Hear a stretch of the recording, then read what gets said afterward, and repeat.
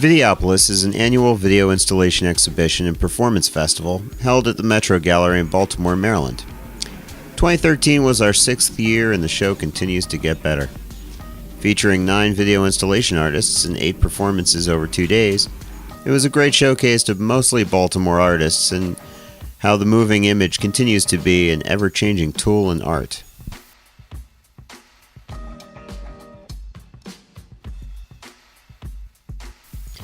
The window display by curator Guy Werner was a tongue-in-cheek referral to the deitization of the moving image, in this case TV, while providing a nice display for the Videopolis logo. Don't overthink this one. It's funny without being overtly critical of Christianity.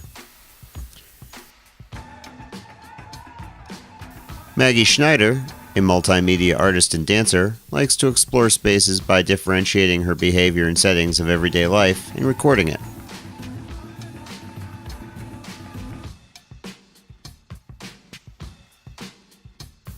In Framework Flux, we see the artist utilizing different environments in ways atypical, while the frame creates its own spatial relationships.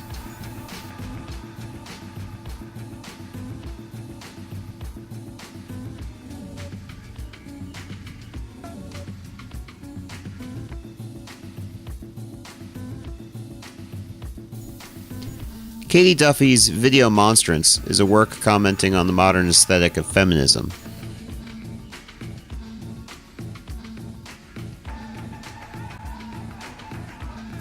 The use of her own body as figure connects her personal experiences to these wider issues, locating herself within centuries of systems that created the secondary status of women.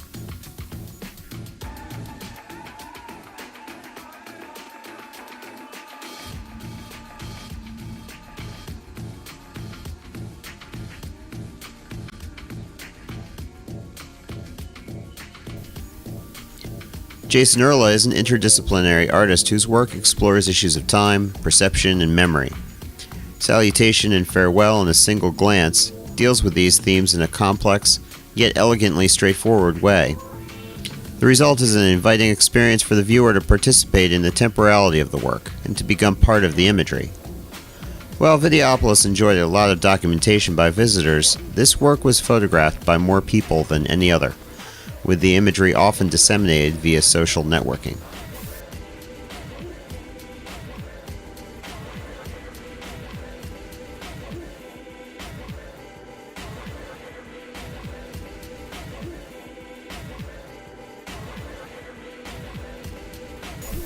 A collection of potential drawings by Katherine Nonemaker is comprised of both a video and 365 small prints.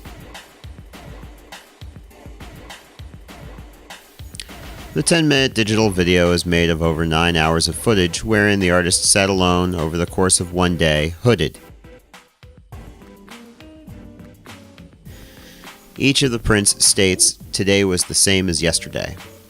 Inspired by Deleuze and Guattari's Body Without Organs, and some very sad Kierkegaard, the work merges themes of silence, self-discipline, time, selfhood, sensory manipulation, trance states, and the religious experience.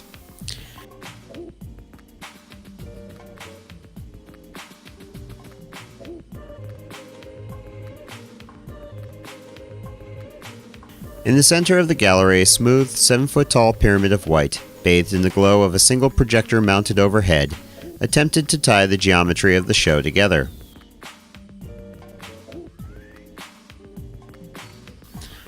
This was Hipsterlick by Guy Werner. Slow-moving bands of white light, angular and horizontal in nature, run up and down with varying speeds the vertical of the monument.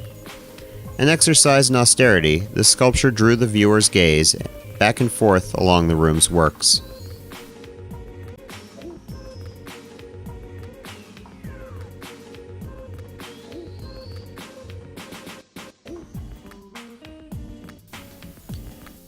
City Obscura is a sculptural display of an animation by Bennii D.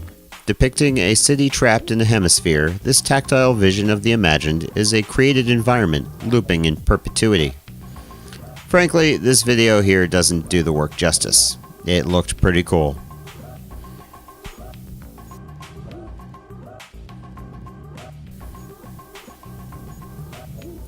Flashback Memory Lapse is a hypnotizing barrage of imagery.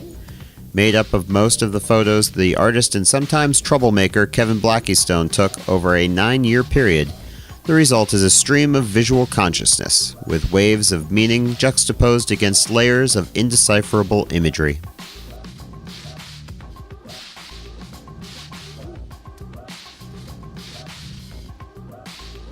Picture Frame by Ryan Murray is a clever use of a digital picture frame, which is sequentially showing images of itself, showing images of itself.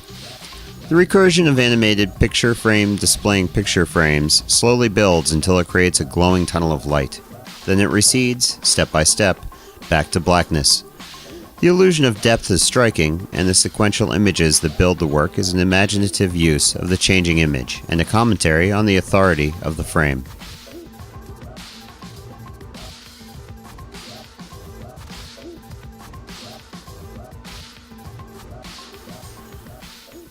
Polarization by Leo Hylan is a triptych commenting on the 24-hour news cycle and how the extremism of language it uses has led to the ideological divisions in America. With the red versus blue themes we have grown so accustomed to, the speech is removed from its context and seems as hyperbolic as it may really be. Children are taught the incorrect history of the first 70 years of the Union of these United States. That's an awful lot of brainwashing going on there, too, and I would say it is done for the purpose of inculcating in both liberals and, quote, conservatives, end quote, this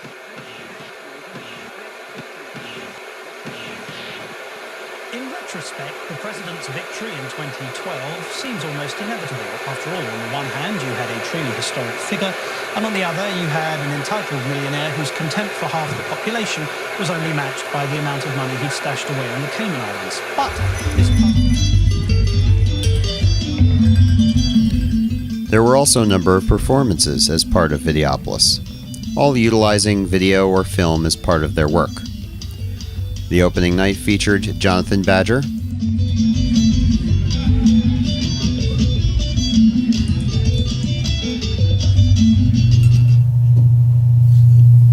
Andrea Shearer and Kristen Anchor,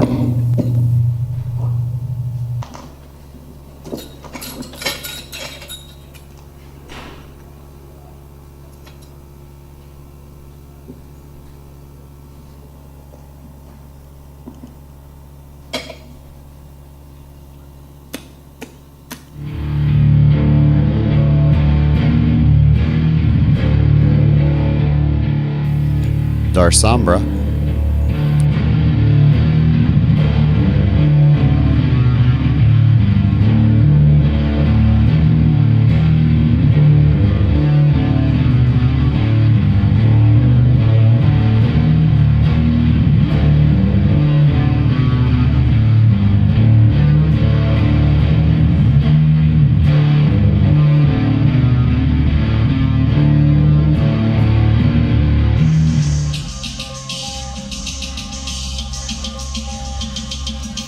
and Sassoon.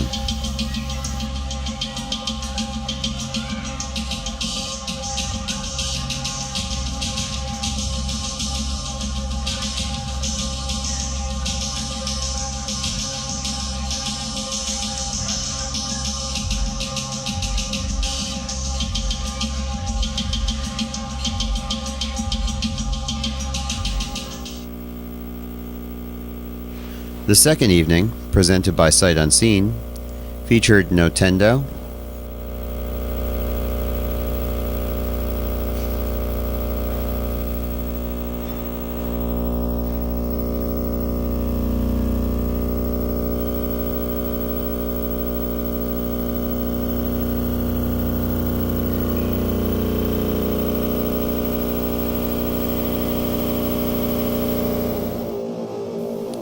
Thomas Dexter,